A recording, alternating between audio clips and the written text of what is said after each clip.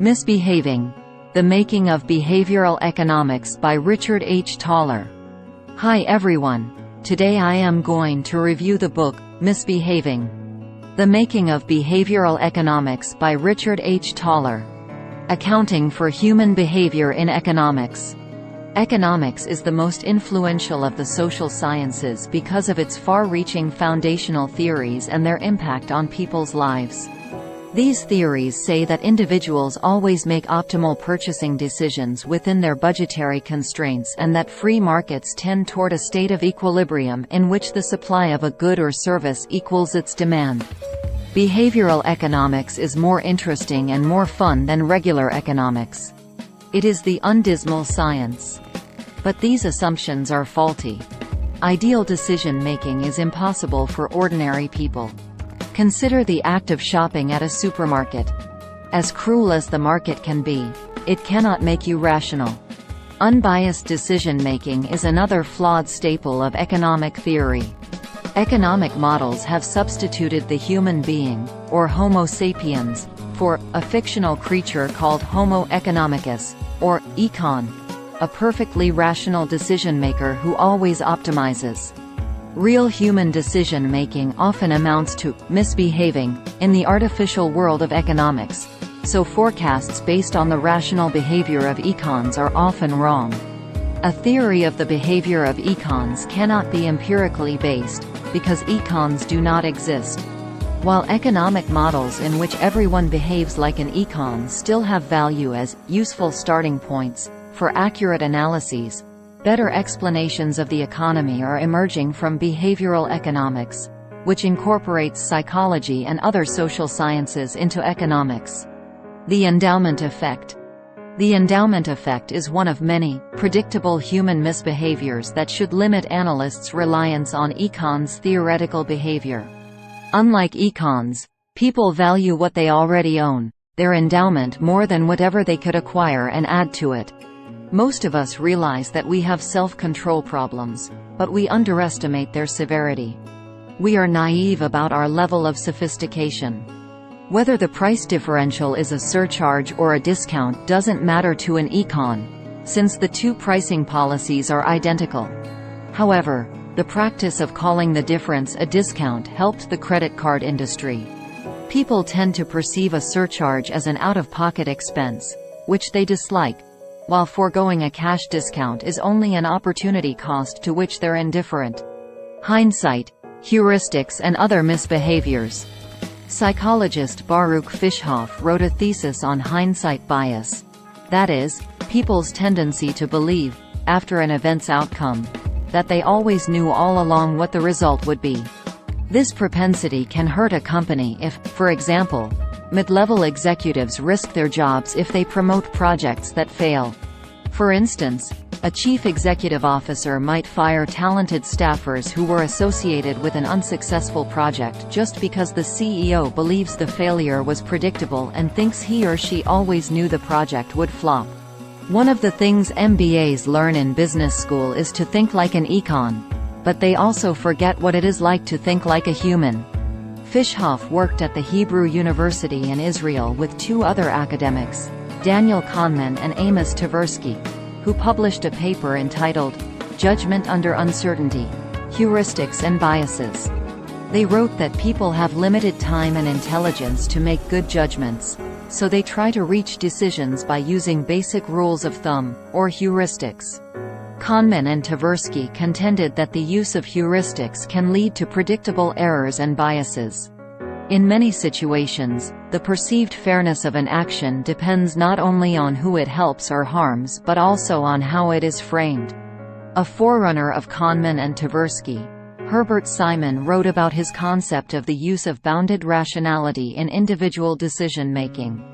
He posited that people don't have the mental capacity to handle complicated problems. Economists believe that their models account for that possibility by including an error term in their calculations. Imagine a model for predicting the height children will attain at adulthood that uses their parents' heights as a base. Tall adults tend to have tall offspring, so the model is accurate to some extent, though imperfect. In physics, an object in a state of rest stays that way, unless something happens. People act the same way. They stick with what they have unless there is some good reason to switch, or perhaps despite there being a good reason to switch. In economic terms, the model is reliable if its errors are random, meaning the frequency of overestimates and underestimates is equal, so that the errors offset one another.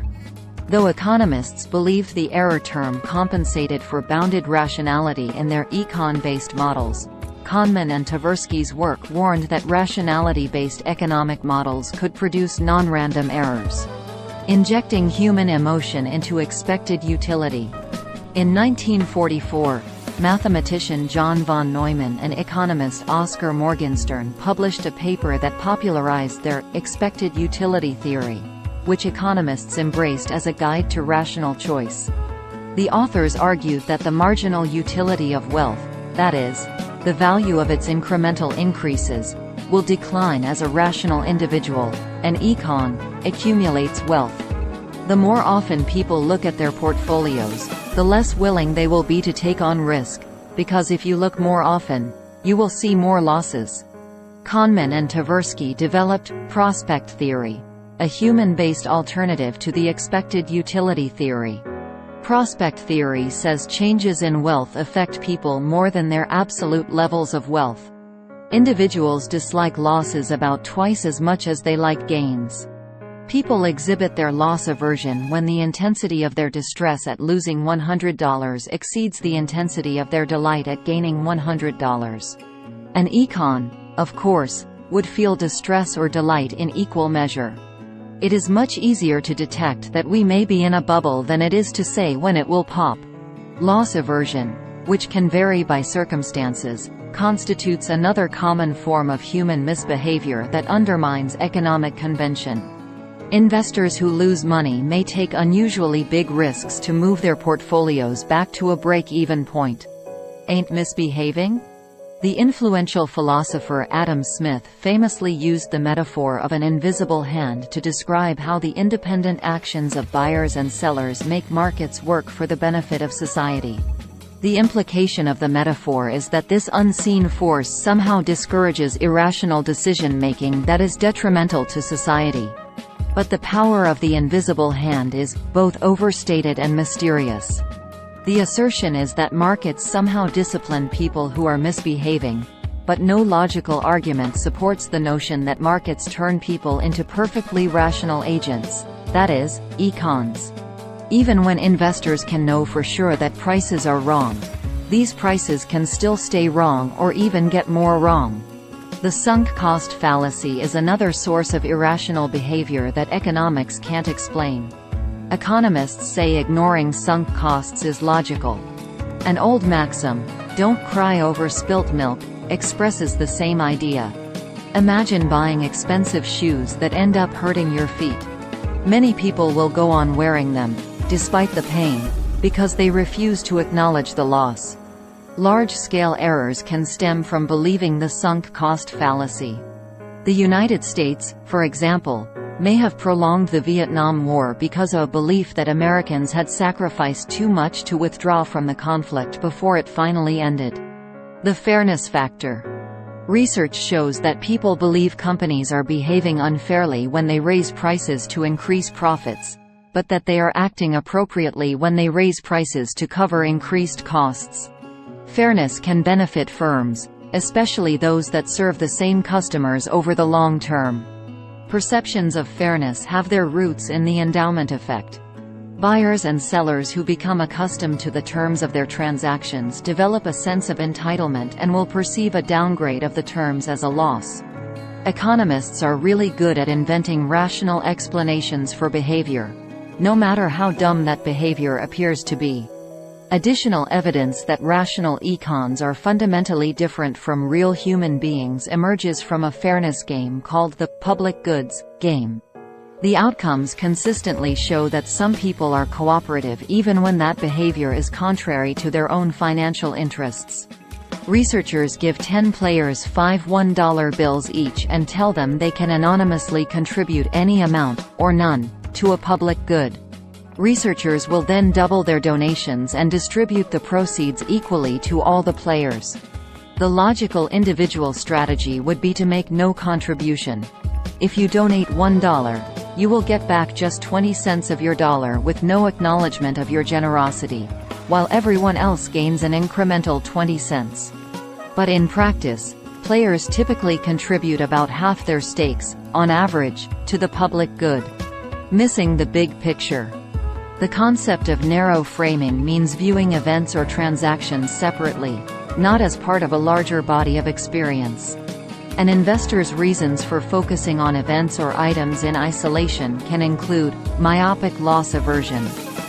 In an experiment to demonstrate this aversion, investors who saw their portfolio results more frequently, and thus had a greater chance of seeing losses, invested with greater caution. Those who saw their results 8 times annually put 41% of their portfolios in riskier stocks, but those who saw results once a year put 70% in shares. Reconsidering the efficient market. The efficient market hypothesis holds that a share's price reflects its true value. For a dividend-paying stock, that consists of the present value of future dividend payments. But in 1981, Robert Shiller, now a professor of economics at Yale University, published research showing that while this value was stable, the actual prices of dividend-paying stocks were extremely variable. Shiller thus dented the notion that the stock market is perfectly priced, but the debate over the efficient market hypothesis goes on. Nudges are effective for humans but not for econs, since econs are already doing the right thing. The hypothesis would also predict, for example, that the price of shares in closed-end funds would equal their net asset value. Yet shares of closed-end funds usually sell at 10% to 20% discounts to net asset value. The efficient market hypothesis is a useful, normative, guide to how markets should work, but less effective as a descriptive tool for predicting real market behavior. Prodding the public. Econs always act rationally, but flawed human beings make mistakes and sometimes need a nudge in the right direction. That's why many companies automatically enroll new employees in retirement plans. Some firms obtain their employees' consent to put more of their paychecks into savings as their wages rise.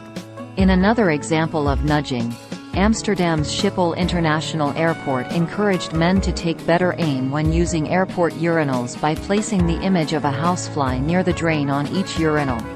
This reduced spillage by 80%. Behavioral scientists have a lot of wisdom to offer to help make the world a better place. A 2014 study calculated that 136 countries, including the US, have embraced behavioral sciences in at least some public policies. The United Kingdom has experimented with letters urging citizens to pay their delinquent taxes. The most effective missive included a nudge stating that the great majority of people pay their taxes on time, and that the neglectful taxpayer is in a tiny minority of those who don't pay punctually. The new language raised the number of people paying their taxes on time by more than 5 percentage points. Nudging the profession.